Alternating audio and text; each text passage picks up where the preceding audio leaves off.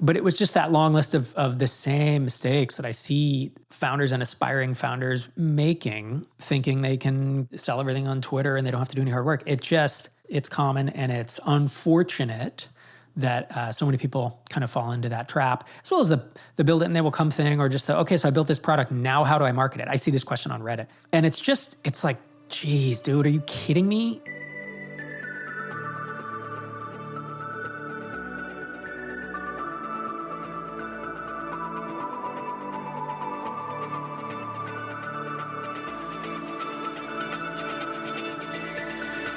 It's Startups for the Rest of Us. I'm your host, Rob Walling.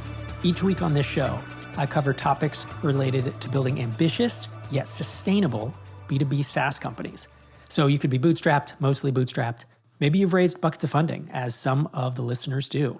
Historically, the show has focused on bootstrapping, but really it's about building independent, self-sustaining startups that aren't tied to this need for fast growth, billion-dollar outcomes, and the constant influx of additional capital.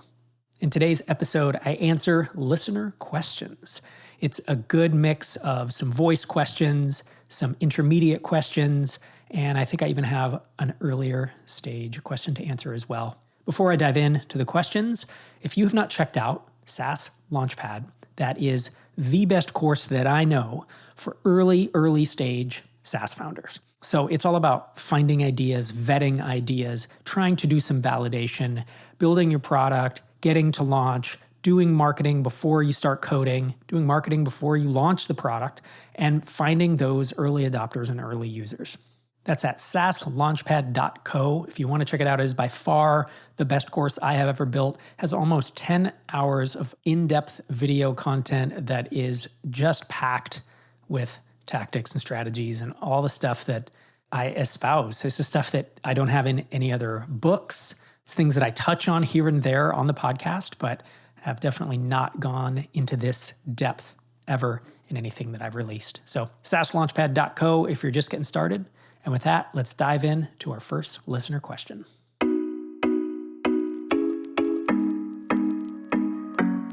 Hey, Rob, longtime listener, first-time caller. Thanks so much for the podcast and for the SaaS Playbook.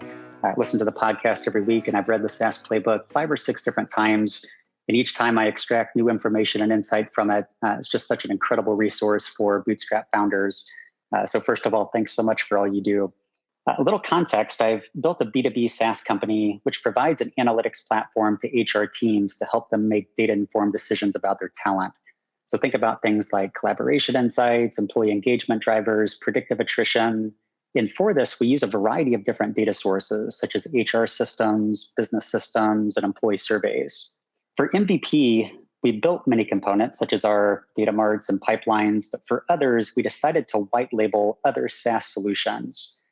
For example, for the surveys, there's so many great survey platforms out there, we just couldn't justify custom building something, given the relatively low expense we would incur by white labeling an existing solution. Ideally, though, we would prefer not to have these dependencies on other SaaS companies because we would like the flexibility and control over the cost and features within our platform. Since we are a bootstrap startup, however, we found white label components to be a quick and low-cost method of achieving product market fit and launching our MVP. So I've got a few questions around this. Number one, how would you advise thinking about the mix of custom-built versus white label components? Does the optimal mix vary based on growth stage? And number two, is there an inflection point at which we should consider prioritizing a migration away from these white label components? And then lastly, if we were to sell the company one day, does a reliance on other SaaS for specific capabilities impact our valuation versus a fully custom solution? Thanks for your time. Greg, thanks for calling in and for the kind words at the top of your voicemail. If you've read the SaaS Playbook 5 or 6 times, I take that as a real compliment. And I take it as a sign that it's probably providing some value to you. So thank you for that. I really do like this question because it's not super common that people will completely white label big areas of their app. I guess I've seen folks like they'll do an integration with an electronic signature app if they don't want to build that functionality. So I've seen it done here and there, but it sounds like you've done this with multiple white labeled vendors. which is obviously a good way to, as you said, get to market faster, not to have to build all this functionality. I will admit, I do see white labeled integrations like this as a form of technical debt. And it's one of those that it may never come back to bite you. And that's great. And I think that'd be a big part of my thought process here is if it's not broken, I would probably not prioritize fixing it very highly unless I felt like the white label vendor or that part of the app was existential to my existence as a company. And so if I was doing $500,000 a year, unless one of the vendors is jacking up their prices or they're not reliable or there are bugs or there's downtime, like obviously then it's broken and I would consider prioritizing fixing it. But with none of those things in place, like if there's not anything going wrong with any of them, I could see getting to $1 million ARR before really considering swapping them out. And the way I would think about it is which of these is the biggest platform risk? Because that's really what this is. It's a form of platform risk. Now, it's lower risk than something like building on X Twitter or making a Facebook app, right? Or making a Shopify app. Certainly lower risk. And if you go back to the episode where I talked about platform risk, I talked about how there were 8 levels and 3 different factors that contribute to those. And I believe what you have is only has one of the factors, which is a technical reliance on a third party, right? You are relying on their white labeled solution and the API for your product to properly function. So one of Craig's questions is, how would you advise thinking about the mix of custom built versus white label components? And for me, white label is a risk. There's platform risk, and it's a form of, I guess, technical debt, because it's something that long term, I mean, if I'm going to become a 10 million ARR, 20 million ARR SaaS company, I have to undo this at some point. Much like if I'm going to become a 10 or 20 million ARR SaaS company, at a certain point, I have to go back and fix some of the crappy code that I wrote in the early days when I was trying to get to an MVP. These are different, but there's similarities. And so the mix and the way I would think about it is I want as much of my custom code that I own that is my custom IP as possible, as makes sense. But of course, there's a balance here. If I can get to 250,000 or 500,000 annual recurring revenue much faster by using white label, I want to probably consider that. And then Craig asks, does the optimal mix vary based on growth stage? And I think it does. I mean, there are people that are building 100% in no code, trying to get to 10K a month so they can quit the day job so they can then rebuild it with code. And I would never want to be running $1 million SaaS company that was in no code, personally. I would be so worried about the brittleness and the scalability and, platform risk and just all this thing. So it really does, to me, depend on the growth stage. One of the reasons is the further along you get, the more valuable it is. And if I have an asset, let's just say you're at $1 million or $2 million ARR and throw out a 5x ARR multiple because you're growing fast, you're talking $5 to $10 million business. That's when, stuff's real at that point. So that's when I start getting nervous around these kinds of dependencies, the technical debt, the platform risk that I'm talking about. When I'm supporting myself and team members, I'm paying people's mortgages, I have something worth millions of dollars, it makes me more and more nervous. Then Craig asks, is there an inflection point at which we should consider prioritizing migration away from these white label components? I would do it one at a time over time, and maybe you never replace all of them. You go with the least risky one last, and the one that is performing really well for you, and it's inexpensive, and it's easy street. What are the factors there? Jacking the price up. There's bugs, there's reliability issues. These are all the things that can contribute to that. And so I would probably start thinking about it around $500,000 ARR, maybe $1 million. And I would have a list probably in priority order of what I thought we should do. And then you put that into your roadmap at a certain point. Do you do one every quarter or one every 6 months? Depends on what else you're trying to ship. And then lastly, Craig's question is, if we were to sell the company one day, does a reliance on other SaaS for specific capabilities impact our valuation versus a fully custom solution? It depends. It depends on, is it 10% of your functionality? Is it 80% of your functionality? There's a big difference. And are they causing you any problems, right? That platform risk will probably be factored in, but only if it is, again, more than just a small bit of your functionality. And if you have 10 modules in your web app and 1 or 2 of them are white labeled, I could see someone probably saying, well, I'm going to buy it and rewrite those custom, right? But if 5 of your 10 are white labeled and it's some pretty complicated piece of functionality, then someone thinks, well, I want to buy it and rewrite those, but that's a ton of work. So they would probably factor that in. So the answer there is kind of maybe it really depends on the extent of it, how hard it would be to recreate that functionality, and whether there have been any issues at all with the white labeled components to date. So thanks for that question, Craig. I really do appreciate you writing in with it because it's one that we haven't heard on the show before.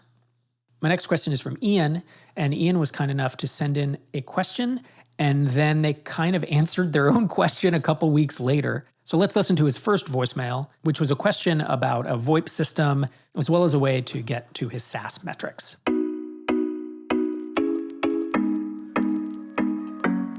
Hi, Rob, longtime listener, first-time caller. First off, I wanted to thank you for all the great work you've done to help bootstrapped founders and co-founders like myself.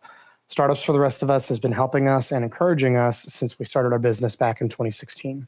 My name is Ian Gallahan, and I'm the co-founder of Wash Dry Fold POS.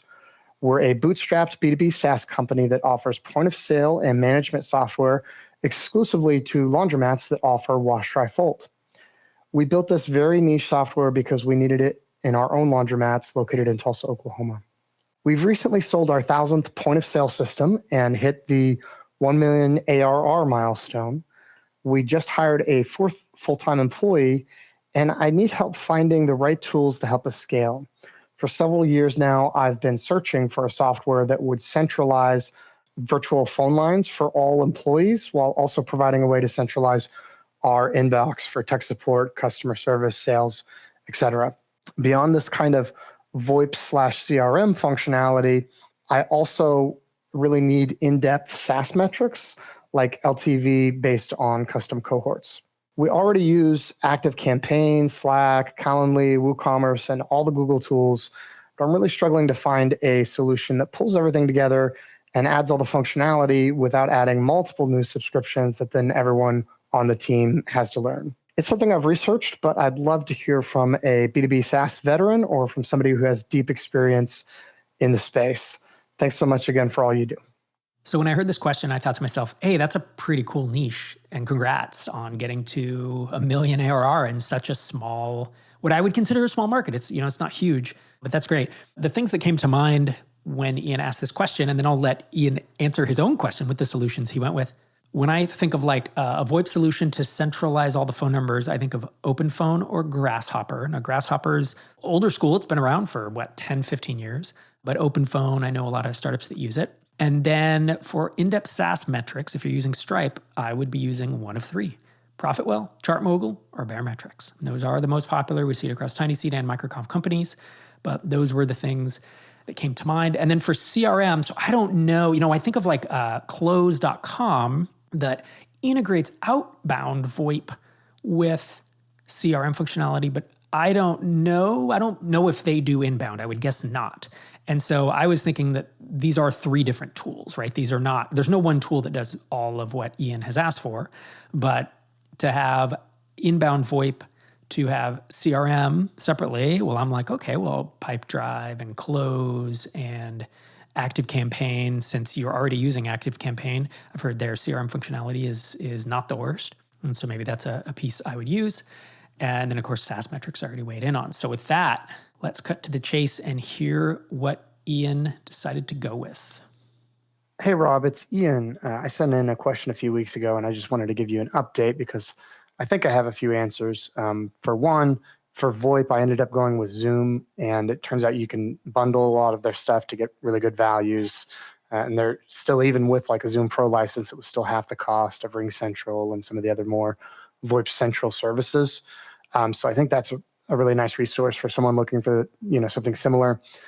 For the CRM piece of it, I think we're just going to go with ActiveCampaign CRM functionality because it's got the basic stuff that we need.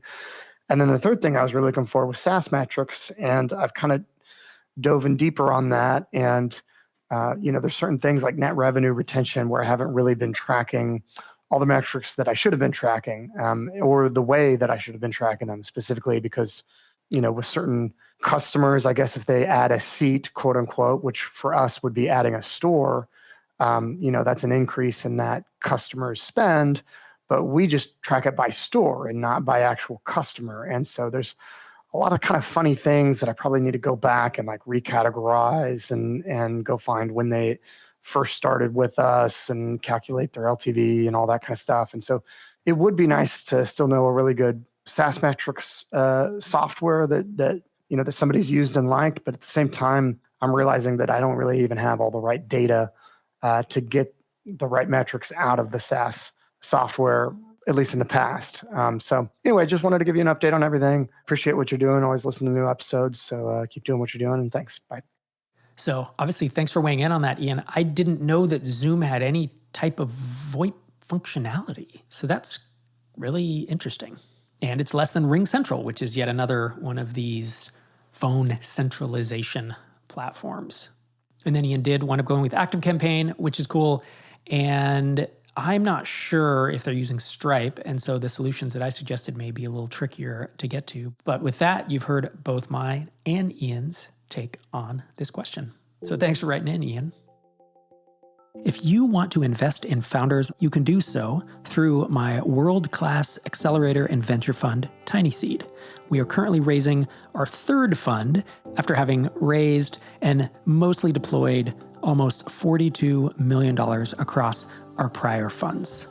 If you're an accredited investor or the equivalent in your country and you are interested in indexing across dozens, if not hundreds, of B2B SaaS companies that are handpicked by myself, Einar, and our team at TinySeed to be the companies that we believe will succeed, you can head to tinyseed.com/invest. If you enter your info there, it goes straight to Einar. You've heard him on Startups for the Rest of Us, and you can have a conversation with him if you have any questions, or you can receive our deck and our memo and just the thesis of what we're investing under, because we are a unique venture fund and SaaS accelerator. So if you think you might be interested in putting some capital to work in ambitious, mostly bootstrapped B2B SaaS founders, head to tinyseed.com/invest. My next question comes from X-Twitter, where a listener named Orly, he's at Sunglasses Face on X-Twitter, and he asks, what change in mindset do you notice between founders doing $100 MRR, $1,000, $10,000 MRR, and $100,000 MRR?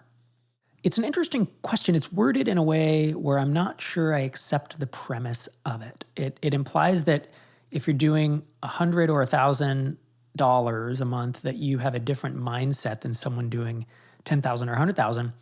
And if you think about it, the founder doing $100,000 MRR was probably at $10,000 a year or two ago, and $1,000 a few months before that, and $100 a few months before that. And so it's the same founder. And I just don't know that your mindset shifts that much.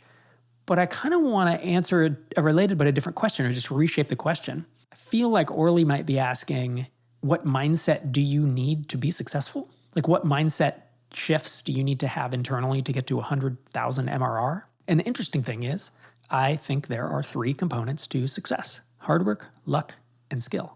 So if you have a lot of luck, I actually don't know that you need any mindset shifts. You just get lucky and that happens. But that is by far the minority of founders that I see being successful. So let's take a look at hard work and skill.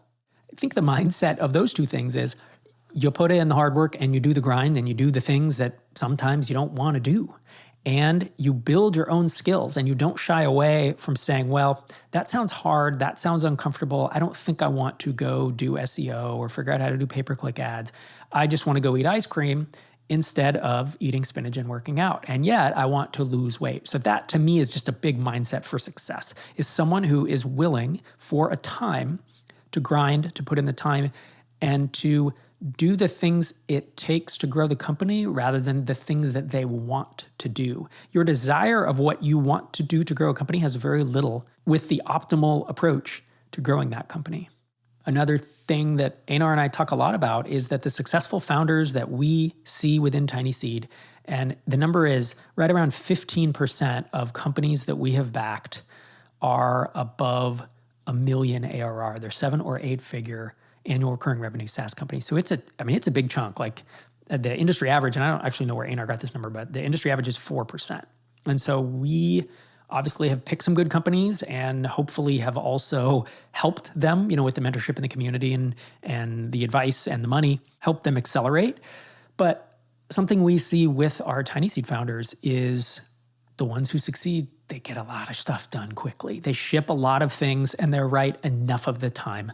And they're not always right the first time, but if they take a marketing approach and they roll it out, or if they build a set of features or whatever it is they're trying, they just figure out how to make it work. 55, 60, 65, 70% of the time. There's some percentage that's above 50 that they're generally right and their gut is pretty good. So the mindset of shipping quickly and not being in analysis paralysis is important, but also the mindset of generally weighing options and picking the most likely to succeed and having a pretty good founder gut, but also just a good rubric in their head of what's the next thing that is going to move the needle? What's the biggest bottleneck in my business? And how can I relieve that? How can I eliminate that bottleneck such that I then discover the next one and the next one? And to me, growing a company is almost entirely about identifying the next bottleneck and eliminating it, and then discovering the next one. It's this never-ending, it is a never-ending hamster wheel now that I think about it. How depressing.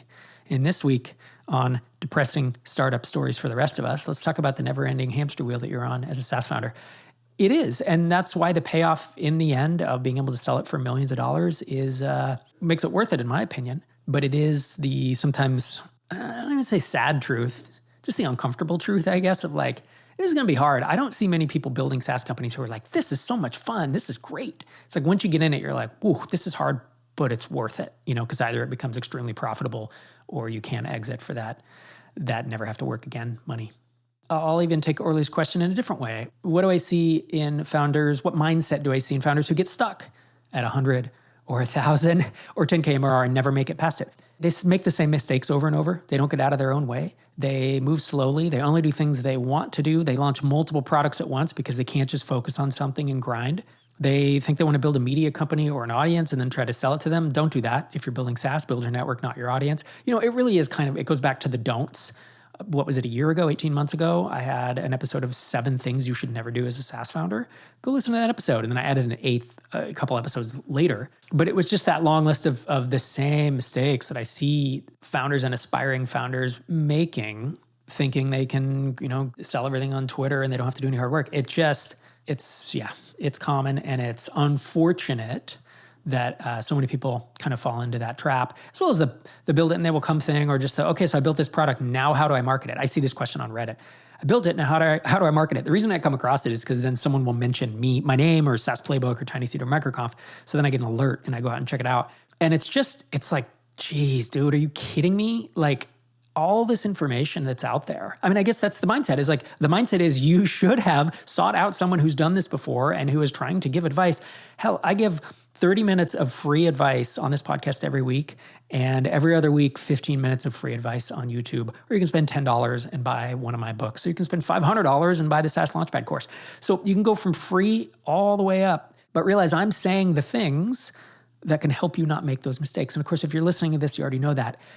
But the mindset of there's no one else out there who has done it before me, or I'm not going to spend the time to go seek out advice and learn about this stuff. I'm just going to go build something. Like that's a dangerous mindset. I left that mindset long ago. I did used to have the mindset of, well, I need to figure all this out. I'm going to figure out a new path. No one else is doing the path that I want to do, which of course was bootstrapping. And really there was almost no one else doing it. I mean, it was like Basecamp and Joel Spolsky at the time in 2005 when I was blogging about this.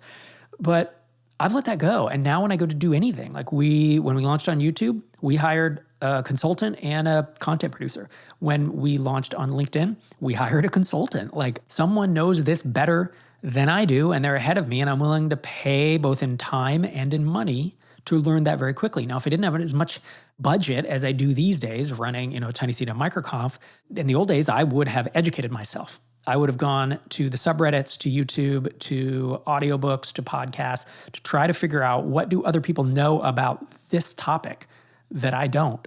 And that mindset of learning from others and taking advice and not just listening and being like, that doesn't fit with how I want to grow a business. And so I'm going to say in my head that it just doesn't work, or I'm going to do this other thing anyways, even though people are saying don't go B2C and build a two-sided marketplace and don't build a media company and don't price your product at $10 or $20 a month and Don't try to go with one-time sales or whatever, whatever the advice is. But that doesn't work anymore. Or that makes me uncomfortable. Or it makes me think I'm going to have to do stuff that I don't want to do, like market and like talk to customers and actually do sales calls. Whatever it is, it's that mindset of I am going to actually learn from others. And I don't have to do exactly what someone else prescribes, but I'm at least going to factor that in when I ask for other opinions and when I go out and read a book or listen to someone talk about this on a podcast, that I'm going to not dismiss them.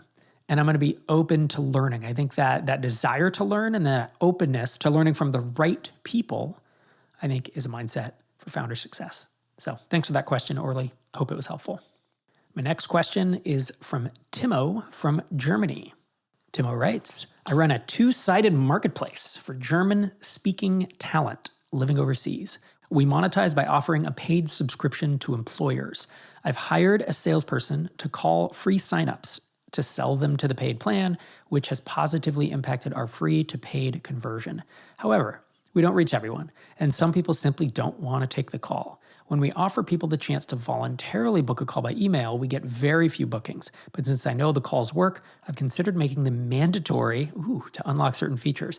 I've never seen anyone do this after sign up, which makes me wonder if it's a bad idea. What are your thoughts on making calls mandatory? We are B2B only, and the subscription costs €90 per month, so the cost for one quick call shouldn't be an issue. Yeah, I would agree with that. I know you generally do not recommend free plans, but in our case, the free plan lacks the ability to contact candidates, so there's no value in the free plan other than testing. Thanks for the work and the podcast. This is a great question. I would try it.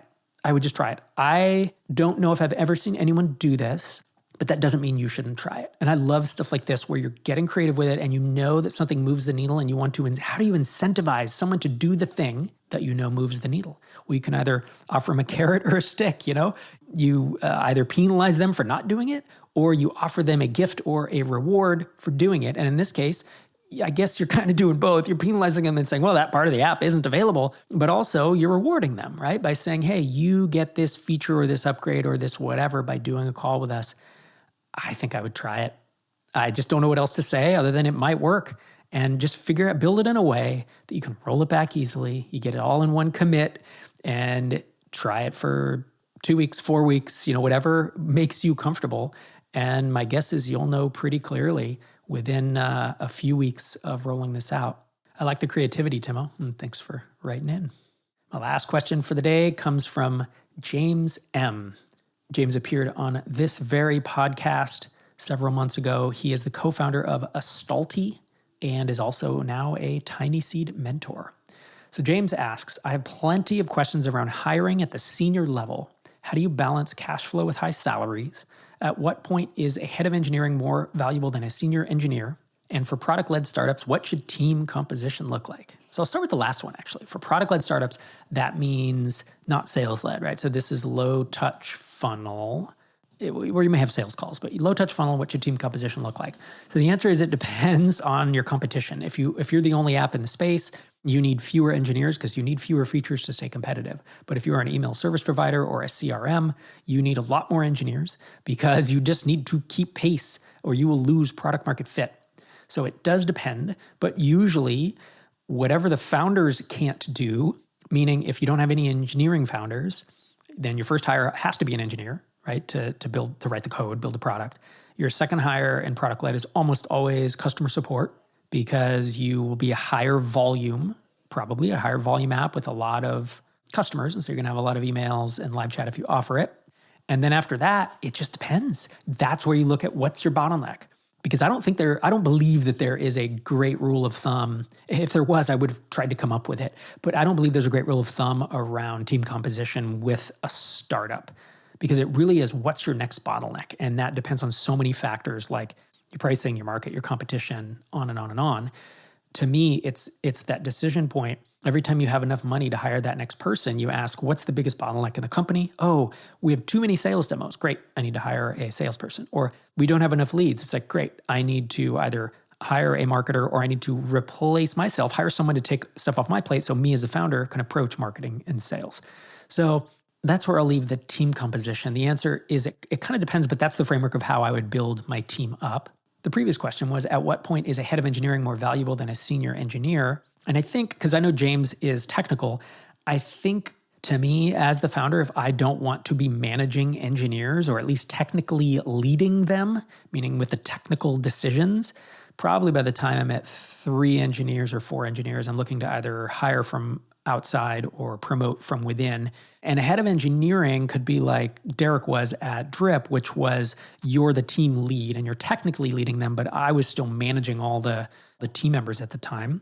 But if you find a head of engineering who has management experience or you are willing to train them up, I mean, again, I would around 3 or 4 engineers. If I didn't want to be managing engineering myself, I'd be looking for someone to take that off my plate because it is work and it's one-on-one meetings and it's, all the overhead of being a manager that you don't necessarily want to have for the rest of, the duration of running the company. And then James's first question was, how do you balance cash flow with high salaries? And I guess my answer is the same way you do with low salaries. If I'm hiring someone for $2,000 or $3,000 a month versus $10,000 or $12,000 a month, it's similar math. It's just different. It's just a different amount. I tended to run my companies at about break even because that maximized growth. If I had raised funding, I would have started burning cash. I believe Astalti is self-funded, so they can't burn. But for me, since the beauty of SaaS is that it is MRR and it's recurring and it's subscription, I kind of looked at, if we grew $5,000 or $10,000 a month, that was enough for that next person because it wasn't spiky. Now, if you are in a spiky business where maybe you're taking a lot of annual payments or you have a usage-based component to your pricing, you just do the best you can. I mean, you could bring in a fractional CFO to help you model stuff out.